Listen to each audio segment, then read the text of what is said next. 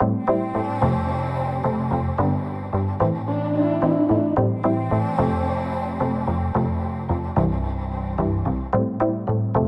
dah famous, zaman Islam digosipkan dengan Datuk Siti Nurhaliza. Itu bukan gosip, saya rasa memang betul. Zaman ni memang pernah bercinta dengan Datuk Siti kan. So berapa lama perhubungan tu? Alamak, kena jawab lah. Kenalah. Demi tarik cerita, kenalah jawab.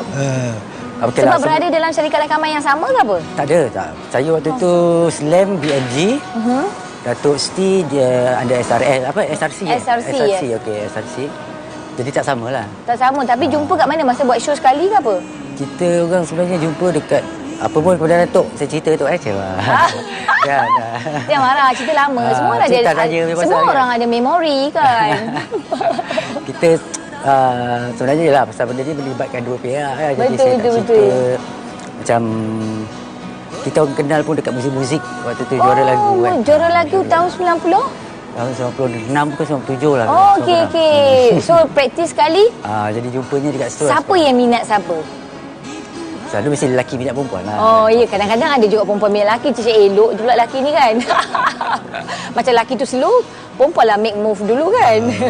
Tapi macam saya, normal procedure lah kita approach. Dan lepas tu kawan-kawan, okey lah. So, berapa lama hubungan tu? Lama juga kan? Setahun lebih tak? Lebih. Lebih kan? Dekat lebih kurang 6 tahun juga. 6 tahun? Wah. So macam mana perasaan zaman ni bercinta dengan penyanyi nombor 1 Malaysia? Bangga? Susah lah nak jawab lah. Kan? Alah macam orang lain jugalah kot. Cuma benda tu dia menyanyi, saya pun menyanyi. Orang tahu. Tapi masalah dia, ada ke masa nak berdating? Rahsia lah, dia tak bercerita. Cewek. Mestilah ada kan. Kalau nak selalu budaya. Ya, betul. So selalu kalau macam, yelah arti dengan arti nak berdating gimana? Yelah. Selalunya jumpa kat tempat show ke apa, okeylah telefon-telefon. Bye-bye macam tu je lah. Pergi tengok wayang, pergi makan dinner. Tak tahu. Dah cerita. Tak. Tapi okey, pasal apa putus? Benda ni pasal apa? Kesibukan ke ataupun adalah dah tak ada jodoh lah pernah kita cerita kan. Senang dah tak ada jodoh. Tak ada jodoh tu jawapan klise. Jawapan yang tak klise tu. Ya.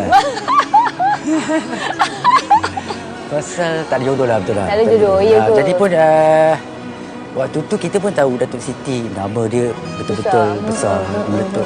Jadi dia banyak benda yang harus dia laksanakan dulu. Jadi pada saya bila ada berlaku benda-benda macam ini, situasi semasa lah. Kan? Biasalah tu.